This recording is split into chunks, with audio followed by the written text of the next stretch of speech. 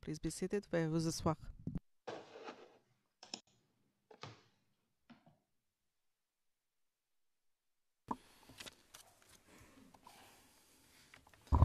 Good afternoon. Le président, rebonjour, rebonjour, monsieur le témoin. Comme je l'ai dit avant la pause, l'objection présentée par la défense de monsieur Blégoudet est rejetée.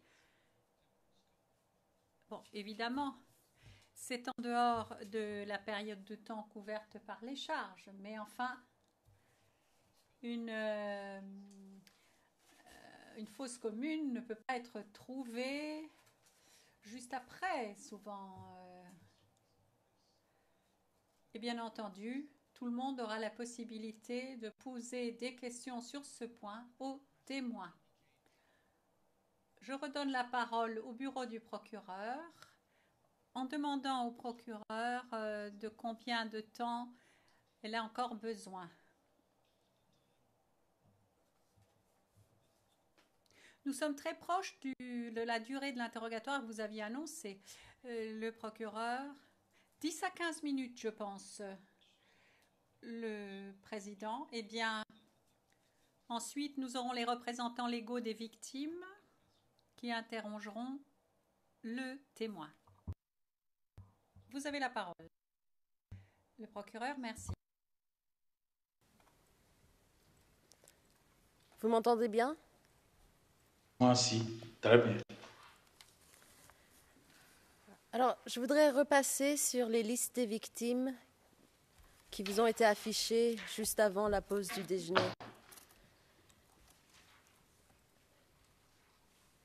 Your Honors, I have the printed version of the document which I will present to the witness at this moment. Perfect, thank you very much.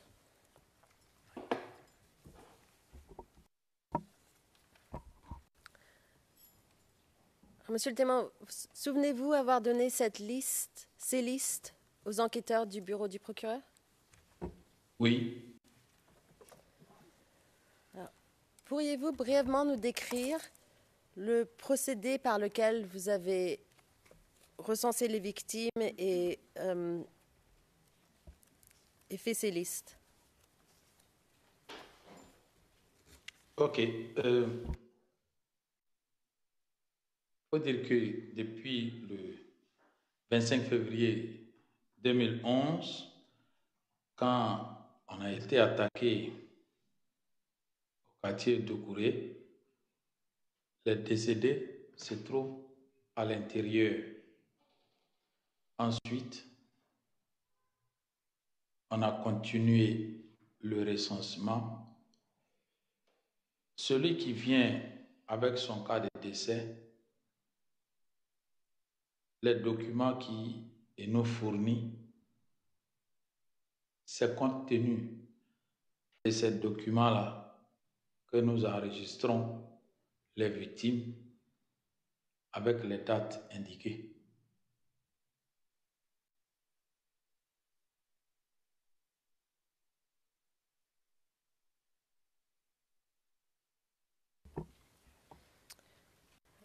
Alors, j'ai une question sur Brahima Bakayoko. Bobby. Oui. Oui. Est-ce qu'il sait lire et écrire? Non. Donc, comment a-t-il participé au procédé que vous venez de nous dire? Il m'accompagne, puisque la majorité même des victimes sont illettrées. La majorité des victimes est analphabète. Quand on vient le trouver, il ne sait pas lire, il ne sait pas écrire, mais il parle bien français. Quand on lui explique en français, il comprend, et quand on lui explique en langue, il comprend bien. Donc, il n'y a pas eu de difficulté pour qu'il m'aide à remplir les listes.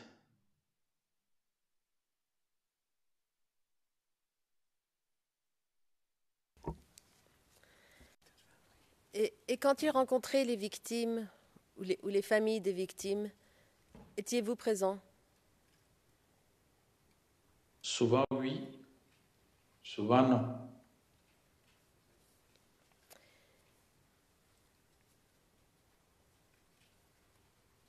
Et quand avez-vous fini le recensement des victimes et finalisé les listes? On a toujours continué. Même le mois passé, j'ai reçu la plainte d'une victime de la crise post-électorale. Son nom même ne figure pas encore sur la liste. Donc, on continue de recenser. En tout cas, si la victime n'est pas recensée chez un autre président d'organisation des victimes.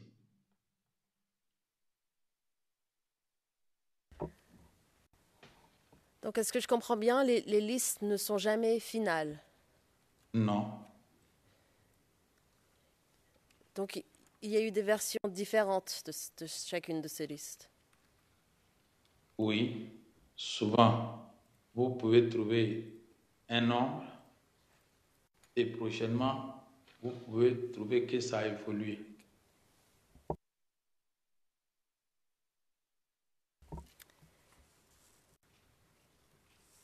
Et quand vous rajoutez des noms sur les listes, vous le faites au stylo, à la main ou à la machine, à l'ordinateur?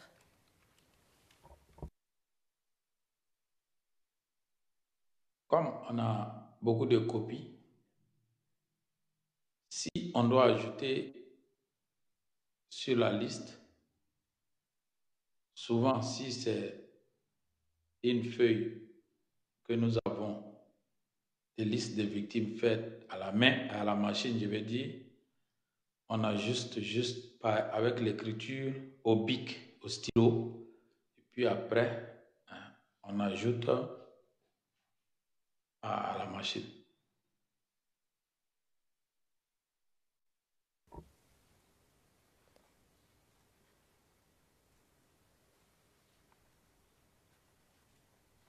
Alors, vous venez de dire, comme on a beaucoup de copies, en parlant des listes, alors, avez-vous donné des copies de ces listes à d'autres gens, en dehors de la collective? Oui, on a donné la liste au bureau du procureur, on a donné la liste au chef central, Kati Doucouré. On a donné copie au président du comité de gestion de la mosquée. On a donné une liste à la mairie de la commune.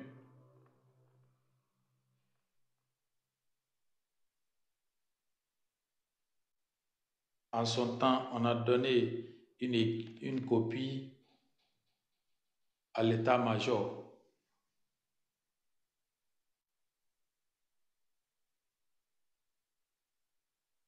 On a aussi donné une copie à la CONARI, à la CDVR. La CDVR, on a donné une copie. Voilà.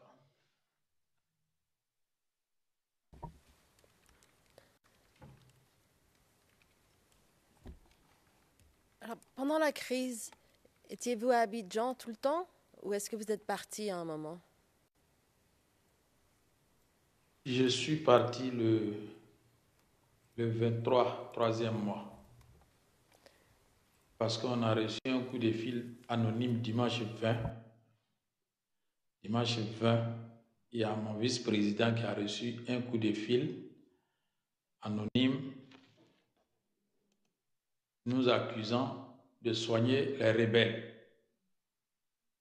Donc, si on ne quittait pas, ça allait venir nous tuer. Lui, le même dimanche, il a quitté Yopougon. Et moi, je suis parti le 23, troisième mois.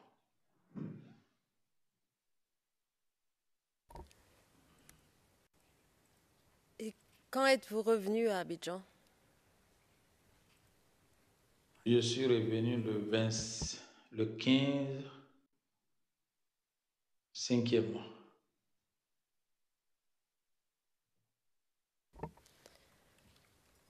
Et entre le 23 mars, le 23 troisième mois, et le 15 mai, cinquième mois, comment avez-vous fait pour travailler sur les listes et les recensements des victimes?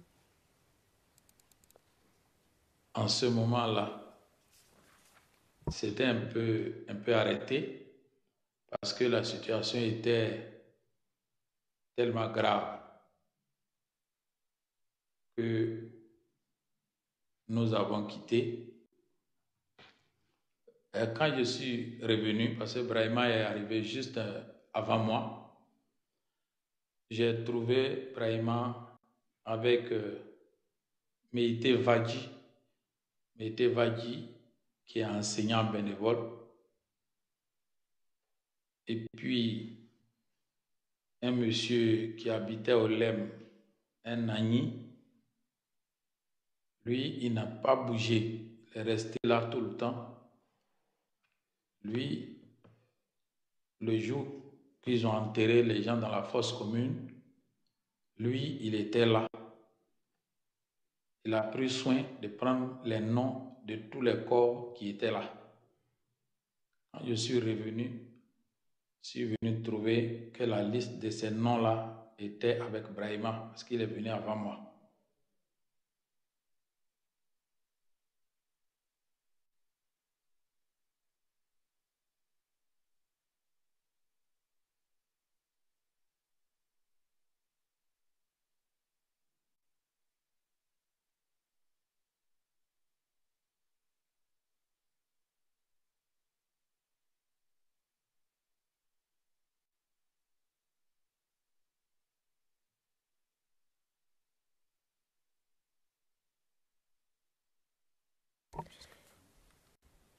Et cette liste de noms qu'il vous a donnés, les noms du jour où les gens étaient enterrés dans la fosse commune, vous les avez incorporés dans vos listes? Oui.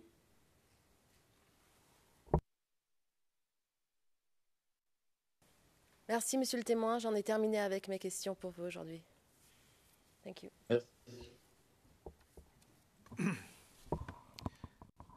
Thank you very much. Le président, merci beaucoup. Je m'adresse maintenant aux représentants légaux.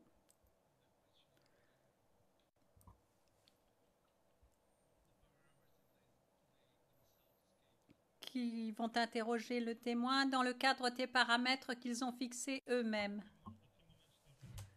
Juste le représentant légal des victimes, quelques instants s'il vous plaît, de manière à ce que je m'organise.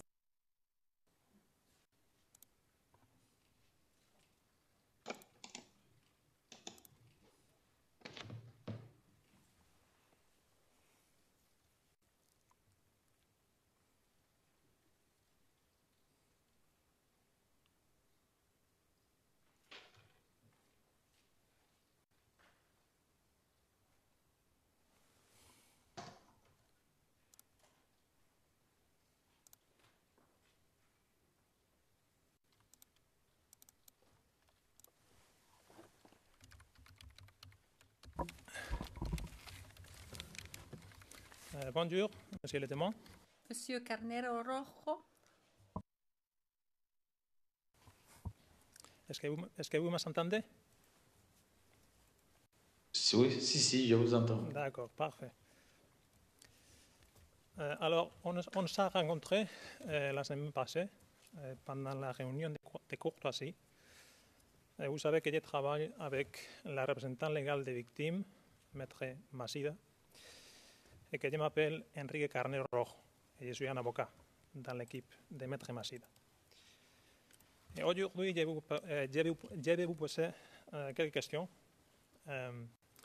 mais je les ferai en anglais, mais pas en français parce que ce n'est pas ma langue maternelle.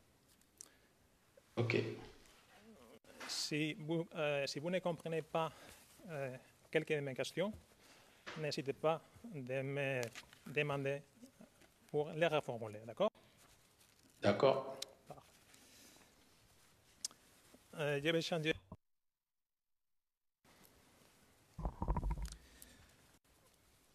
OK. Très bien. Monsieur le témoin, ce matin, lorsque le juge président vous posait quelques questions, vous avez indiqué que vous apparteniez au groupe Mauka. Est-ce que vous pourriez nous dire si vous avez un rôle particulier au sein de cette communauté Mauka?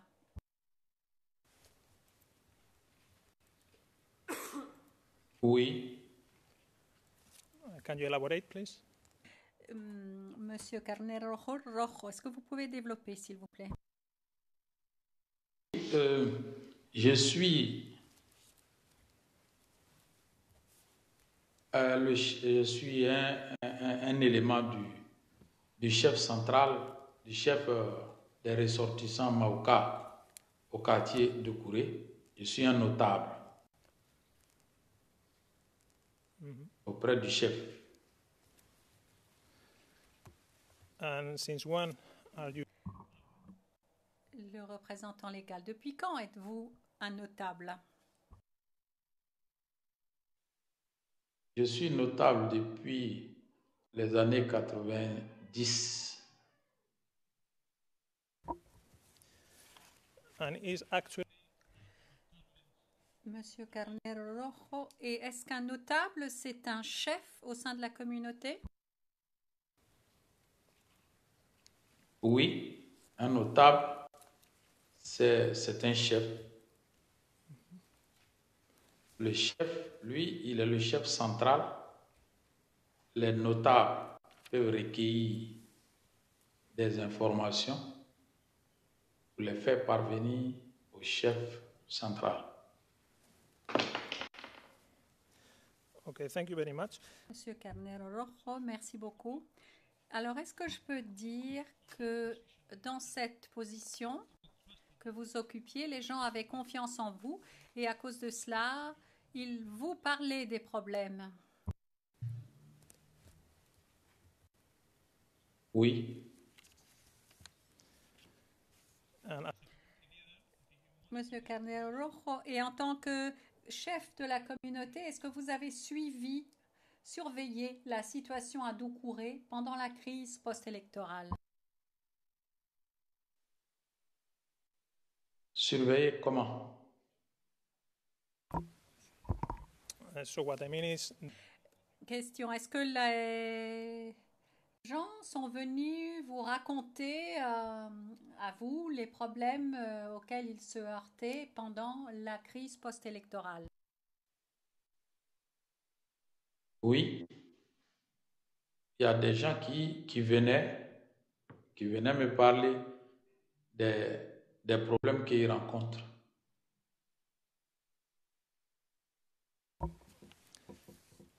so you have mentioned Monsieur Carnero Rojo, donc vous avez dit à plusieurs reprises, vous avez parlé à plusieurs reprises aujourd'hui de Monsieur Traoré Rokou.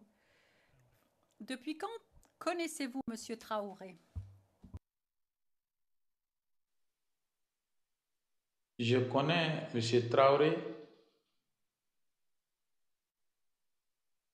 dans les années 1990. En ce moment, il n'était pas encore président du comité de gestion. On était tous fidèles de la même mosquée.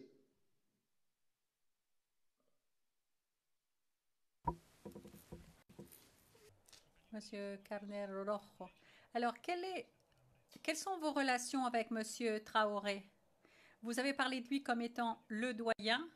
Est-ce que vous pourriez nous en dire davantage sur vos relations avec lui?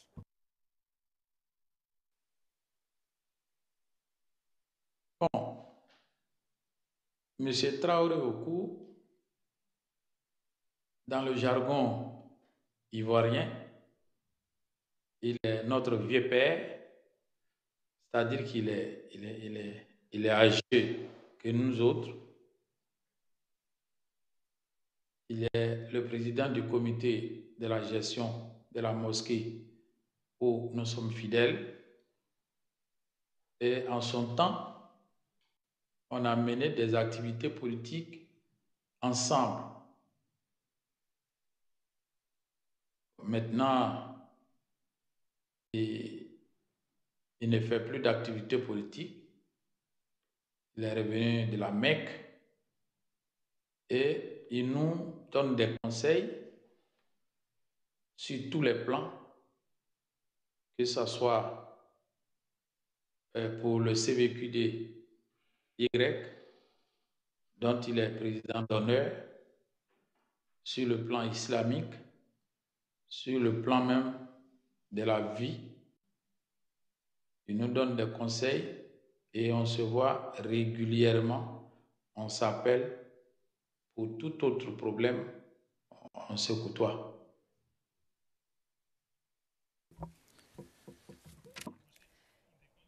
Monsieur Carnero Rojo, et est-ce que c'est dans le contexte de ces relations que vous aviez avec Monsieur Traoré que vous lui avez remis la liste des victimes que vous aviez vous-même compilée pendant la crise post-électorale?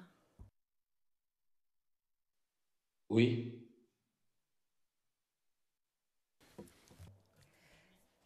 Monsieur Carnero Rojo, et est-ce que vous avez transmis davantage d'informations à Monsieur Traoré pendant cette crise? En tout cas, toutes les informations qui sont tombées à ma possession, je lui en ai fait cas.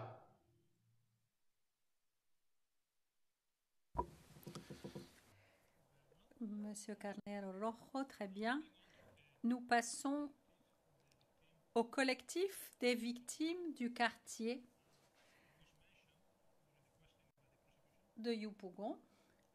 Il a été mentionné pendant l'interrogatoire de l'accusation.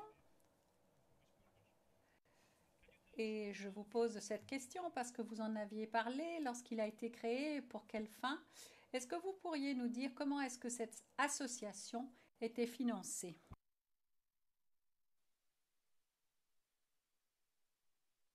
L'association est financée par le vice-président et moi-même. Plus personne d'autre. So you don't get any assistance. Monsieur Carnero Rojo, donc vous ne recevez aucune assistance du gouvernement ou d'autres organisations? Absolument pas.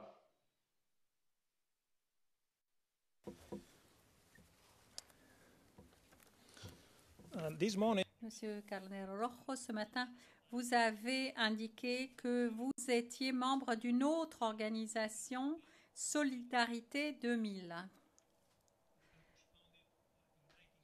qui a été créée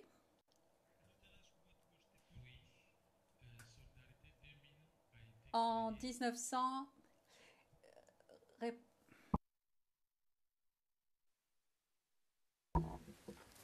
can you tell us what is Monsieur Carnero Rojo, est-ce que vous pourriez nous dire quel est l'objectif de cette organisation Solidarité 2000? Solidarité 2000, c'est une ONG à but non lucratif et humanitaire.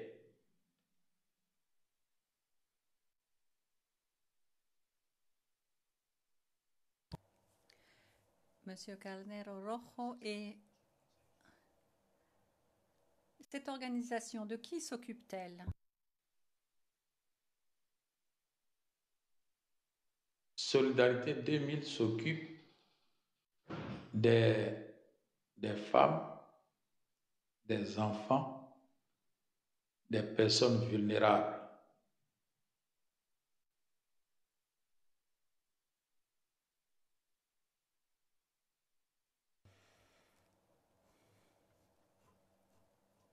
Monsieur Carnero Rojo, est-ce que vous avez une base de données? Est-ce que vous gardez un registre de toutes les personnes qui bénéficient des activités de l'organisation?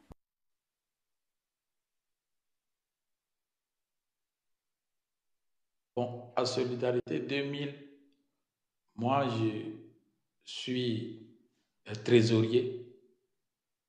Le président Kassiri Mohamed Niaouré Kassiri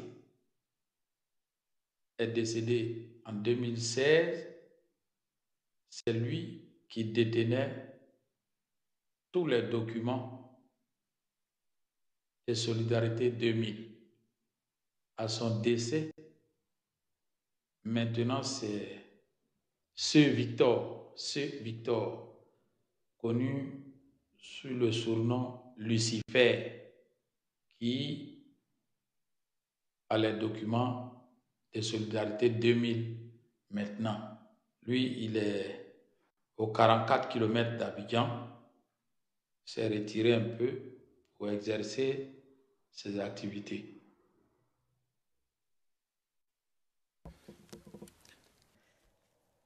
Monsieur Carnero Rojo, pour revenir au collectif,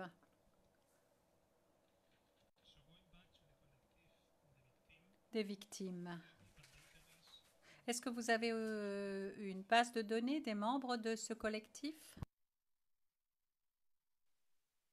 Oui. And of the big Monsieur Carnero Rojo, et des victimes qui font partie du collectif, parce que nous n'avons pas parlé de liste de victimes. Est-ce que vous pourriez nous en dire un peu plus? Est-ce que quelqu'un garde un registre au collectif des victimes?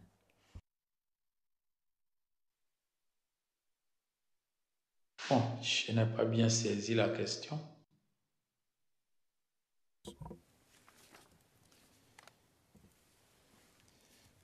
This morning, Question. Ce matin, le représentant du bureau du procureur vous a montré plusieurs listes de victimes. Pouvez-vous nous dire si le collectif des victimes possède une base de données des victimes? Oui, les noms des victimes, on a ça dans nos bases de données. C'est une clé. and can you tell us more or less Question. Pouvez-vous nous dire quel est le nombre de victimes, plus ou moins? Je n'ai pas ça en tête. Comme on a le document, je n'ai pas ça en tête. more or less could it be Question. À votre avis, s'agit-il de 100 personnes, de 1000, de 2000, un ordre de grandeur? Ça dépasse 2000.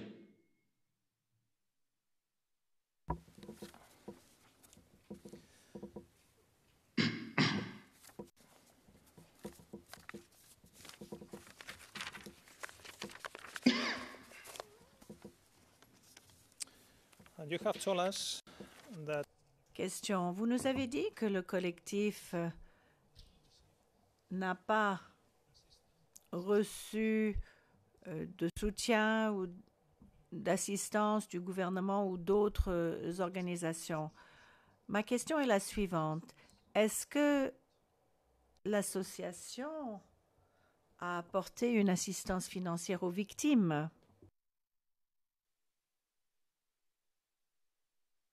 Bon, pas vraiment parce que nous-mêmes, on n'a pas l'argent. Peut-être 1000 francs, 2000 francs. Nous, on n'a pas l'argent, c'est insignifiant, c'est juste quelqu'un qui nous dit « j'ai faim », on a juste 1000 francs pour lui. Bon, là, on ne peut pas dire qu'on a aidé financièrement quelqu'un. Donc, on n'a pas les moyens de le faire.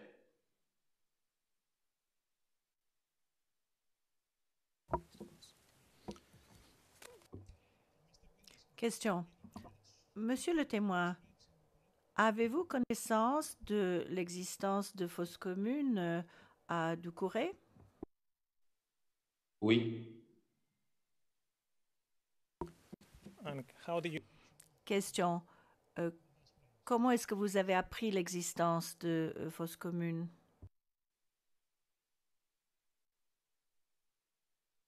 Quand je suis parti le 23, je suis resté à Soribadougou, dans la sous-préfecture à Coupé. C'est mon frère cadet, qui m'a appelé pour me dire que plusieurs personnes venaient d'être tuées au quartier Doucouré. À mon retour, je suis venu sur la place publique du quartier Doucouré, qu'on a baptisé la place des martyrs. On a trouvé des tombes, plusieurs tombes. Il y avait une grande tombe qui était au milieu et beaucoup d'autres petites tombes autour. Donc dans la grande tombe, c'était la fosse commune. Il y avait dedans 26 personnes.